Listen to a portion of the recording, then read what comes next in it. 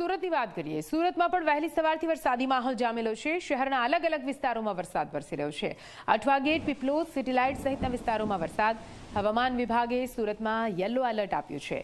4 દિવસના વિરામ બાદ સુરતમાં વરસી રહ્યો છે વરસાદ। વિરામ બાદ વરસાદથી લોકોને મળી રહ્યો છે ઉકળાટથી રાહત। હવામાન વિભાગ દ્વારા દક્ષિણ ગુજરાતમાં ભારે વરસાદની આગાહી આપવામાં આવી છે, ત્યારે સુરત શહેરમાં વહેલી સવારથી જ ધોધમાર વરસાદ જોવા મળી રહ્યો છે। ખાસ કરીને સુરતની જો વાત કરીએ તો સુરતના Athwa gate, Piplod, city light, Adajan, Rander સહિતના તમામ જે વિસ્તાર છે તેમાં ધોધમાર વરસાદ જોવા મળી રહ્યો છે। બીજી તરફ જોવા જઈએ તો હાલમાં જે રીતે હવામાન વિભાગ દ્વારા આગાહી આપવામાં આવી છે ત્યારબાદ તંત્રને પણ સ્ટેન્ડ બાય રાખવાનો આદેશ આપી દેવામાં આવ્યો છે।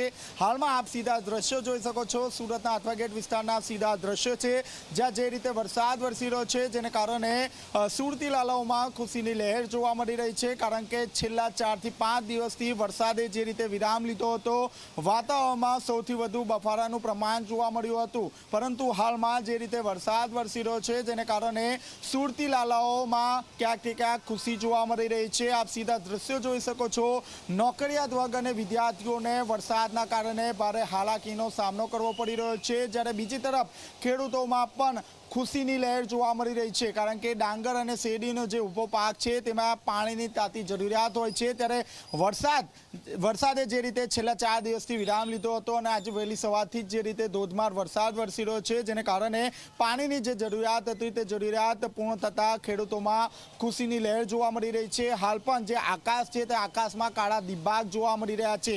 હવામાન વિભાગ દ્વારા સુરત અને નવસારીમાં યલો એલર્ટ અને વલસાડમાં રેડ એલર્ટની જાહેરાત કરવામાં આવી છે। એનડીઆરએફની જે ટીમ છે તે વલસાડમાં સ્ટેન્ડ બાય રાખવામાં આવી રહી છે।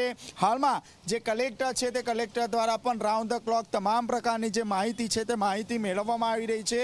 જે ડિઝાસ્ટર વિભાગ છે તે ડિઝાસ્ટર વિભાગને પણ કાર્યરત રાખવામાં આવી રહી છે અને રાઉન્ડ ધ ક્લોક તમામ પ્રકારની જે માહિતી છે તે મેળવવામાં આવી રહી છે। કેમેરામેન પ્રશાંત ધીવડે સાથે ચેતન પટેલ, ઝી મીડિયા, સુરત।